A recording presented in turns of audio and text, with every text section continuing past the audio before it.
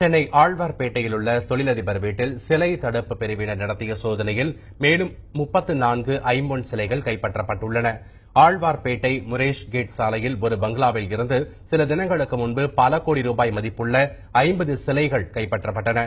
இந்நிலையில் நீதிமன்ற உத்தரவை பெற்று அந்த பங்களாவில் பூட்டப்பட்டிருந்த 2 அறைகளின் கதவை உடைத்து சிலை தடுப்பு காவல்துறையினர் சோதனை நடத்தினர்.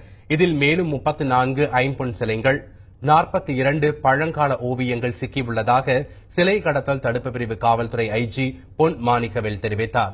இந்த சிலைகள் அனைத்தும் 1000 ஆண்டுகள் பழமையானது என்றும் விலை மதிப்பற்றது என்றும் தொல்லியல் துறை ஆய்வாளர் நாகசாமி செய்தியாளர்களிடம் கூறினார். மொத்தம் 34 மெட்டல் சிலை போட்டு வந்த பெயிண்டிங்ஸ் 42 இருக்கு. வீட்டை உடைக்கிறதுக்கே லேட் ஆயிடுச்சு. நாளைக்கு ஒரே ஒரு ரூம் இன்னைக்கு 6 மணிக்கு மேல பண்ண மாட்டோம். நாளைக்கு ஒரு முறை நாங்க பண்ணுவோம். செப்பு சிலை, நடனமாடும் கணபதியினுடைய சிலை வெண்கலத்தினாலானது.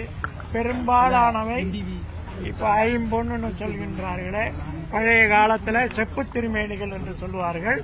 அந்த செப்பு திருமேனிகளாக செய்யப்பட்டு வழிபாட்டில் இருந்து வருகின்றதில் ஐயப்பாடு இல்லை.